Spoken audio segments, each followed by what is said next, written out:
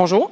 Premièrement, effectivement, ça n'a pas été nécessairement simple de tout ramener ça dans un condensé. Par contre, vous allez voir, il y a vraiment des grands constats qui... Pardon? Pas trop complexe. Excusez, j'ai vraiment tendance à parler vite. Merci. Excusez, monsieur le traducteur. OK. Donc, bon. On va y aller avec la première question. Nous, ça concernait vraiment quels sont les enjeux liés à l'exploration et l'exploitation des hydrocarbures. Naturellement, vous ne retrouverez pas là-dedans tous les commentaires. Il y a des choses qu'on a été obligés de couper court un peu. Par contre, c'est sûr que dans la rédaction du rapport final, on retournera voir dans les commentaires des ateliers. Ce qu'on trouve là, c'est vraiment l'essentiel. Donc, par rapport aux enjeux, c'est beau. Une chose un commentaire qui est revenu souvent, c'est « on a tout à perdre, rien à gagner ». C'est assez général, c'est pas la majorité qui a ramené ce commentaire-là, mais c'est ressorti quand même à plusieurs occasions. C'est important de tenir compte de l'image de marque parce que ça n'a pas de prix. Tant au niveau du tourisme, au niveau des produits locaux, les produits du terroir, si jamais il arrivait une catastrophe ou peu importe, c'est hypothéqué pour longtemps, l'image de marque. Ensuite, naturellement, beaucoup de préoccupations au niveau des pêches. Entre autres, les dangers pour les pouponnières à sébaste. On a poussé ce volet-là, mais ça a été noté clairement. Pour les communautés autochtones, les pêches, ce n'est pas seulement un apport économique, c'est aussi et surtout une source première d'approvisionnement. On se nourrit beaucoup. Donc ça, c'est majeur comme préoccupation. L'atteinte à la biodiversité, les écosystèmes, maintenant, oui, mais pour le futur également. L'exploitation, ça signifie des bénéfices à court terme, mais ça a un impact à long terme sur les pêches, sur le tourisme.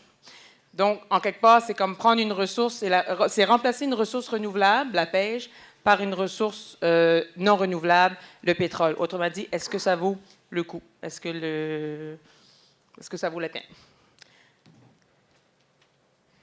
Quand on parle de l'exploration, exploitation, on parle d'une industrie nouvelle qui va amener des nouvelles infrastructures, des méga-infrastructures.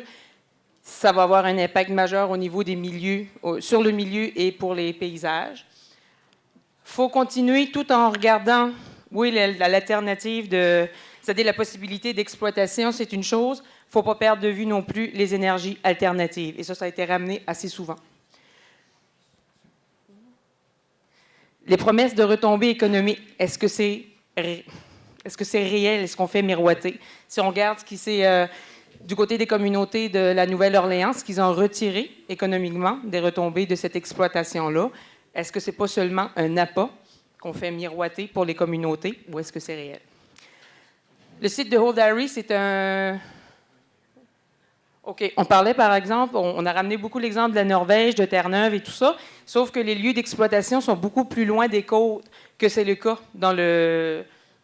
pour le gisement de Old Harry, qui est vraiment beaucoup plus près des côtes, donc possiblement un impact beaucoup plus important s'il y arrivait quelque chose.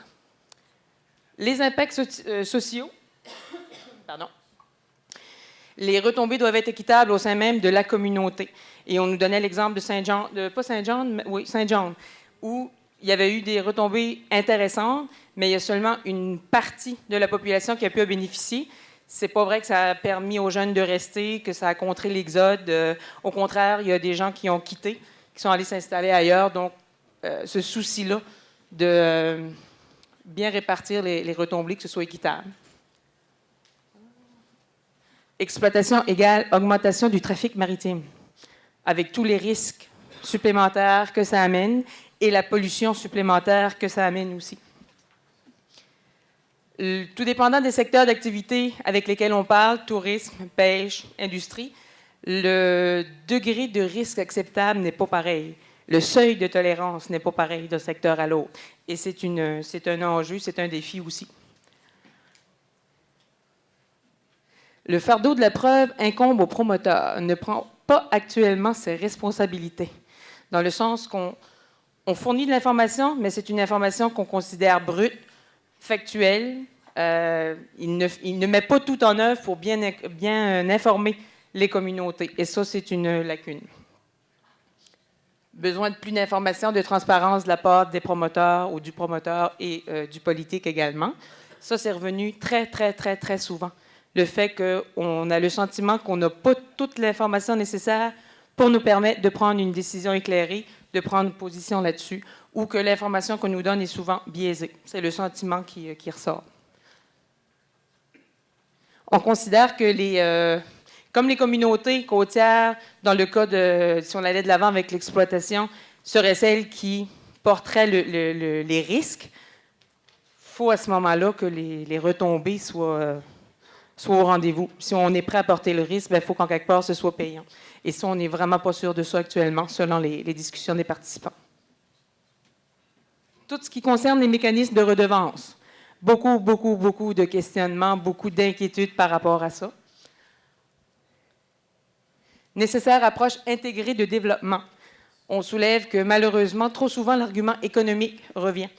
Oui, les retombées économiques ont fait miroiter l'argent, autant du côté des promoteurs que du politique, mais on doit tenir compte aussi des autres aspects, social, l'environnement et... Je voulais voir si vous suiviez. Le fonds de compensation, ça a été unanime. Dans toutes les discussions, c'est nettement insuffisant, c'est même ridicule. 30 millions, ça, pour les participants, c'est des peanuts, c'est ça. Sentiment de fausse urgence.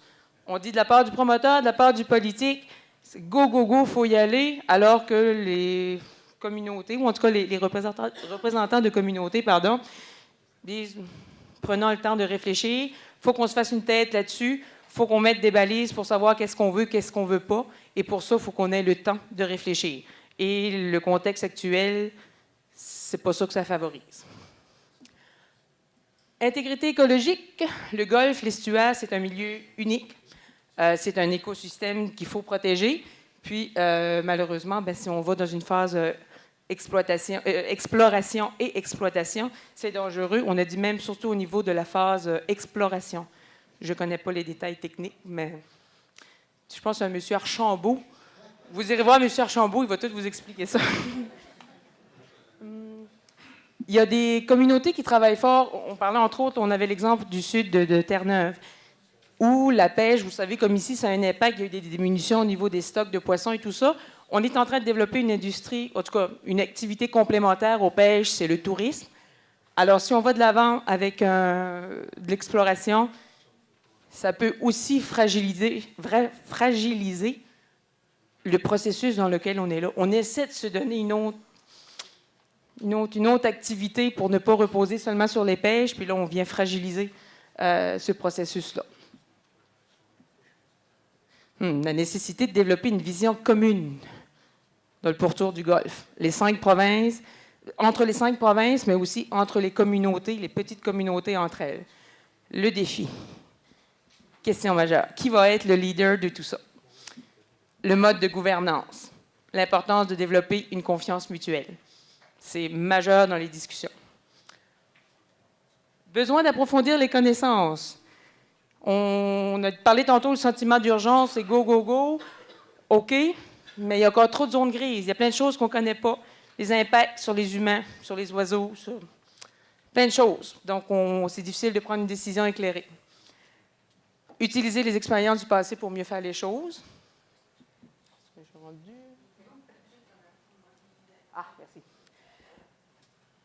On a parlé de la nécessité que les communautés se parlent entre elles. Et là, j'en profite, j'ouvre une parenthèse. Il y a des participants qui ont salué l'initiative de la municipalité, comme quoi c'était la première étape pour amorcer un dialogue entre les communautés. Mais par ailleurs, il y a le fait qu'une future possible mobilisation n'est pas nécessairement simple du fait que toutes les communautés ne sont pas au même niveau de réflexion et d'information. Donc, ça peut compliquer un petit peu le processus. Bon. Plus de production de gaz à effet de serre, les régions fournissent les ressources, mais après ça, ça s'en va, puis on ne voit pas l'argent, puis il n'y a pas nécessairement de retombées. Et tenir compte dans les enjeux de la question des multi-usages dans le Golfe.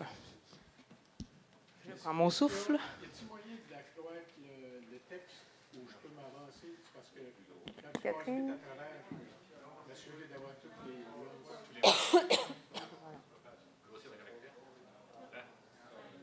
Peut-être que vous pouvez aussi vous approcher là au fond. À côté de la presse. Ouais, si c'est trop fort, c'est pas bien. Question 2, on a parlé des enjeux, maintenant les défis. Vous allez voir, il y a des choses qui reviennent, qui sont à la fois des enjeux et des défis. Toute la question du mode des redevances, redistribution des ressources dans les communautés, ça aussi c'est majeur comme propos qui est revenu auprès des participants. Réinvestir les revenus dans le développement social, c'est un défi. On est tenté de faire plein de choses avec ça, mais est-ce qu'on pense vraiment au développement social de nos communautés? Ça doit être une priorité. On a parlé tantôt, se donner une vision, des balises pour permettre de prendre une décision. Qu'est-ce qu'on veut réellement? Qu'est-ce qu'on va faire avec l'argent, les redevances qui vont nous être données?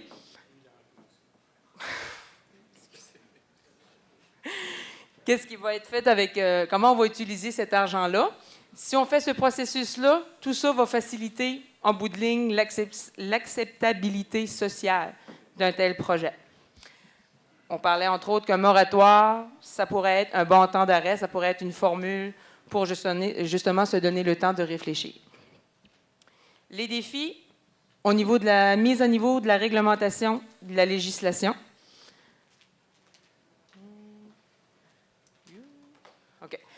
Revoir le mode d'attribution des projets, la mise en place d'un seul office interprovincial.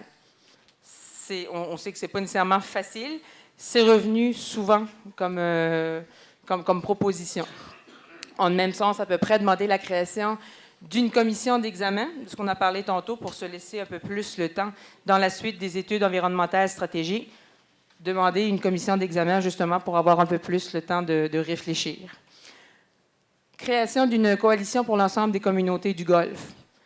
Encore là, qui va être le leader? Qui peut être le porteur?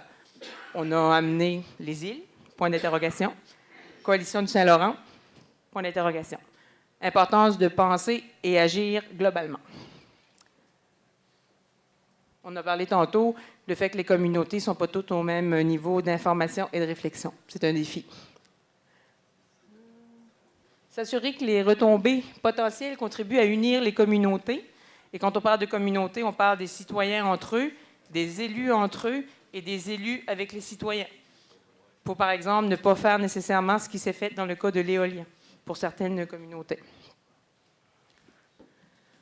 Ensuite, un seul office pour les 5 provinces, on en a parlé tantôt. Évaluation environnementale intégrée pour l'ensemble du Golfe, plutôt qu'y aller de façon morcelée, de penser globalement. Qui a juridiction dans le Golfe? Il y a des zones grises par rapport à ça, beaucoup de questionnements. Comment protéger la zone de pêche au crabe des neiges? C'est collé sur le gisement d'Old Harry. On fait quoi avec ça?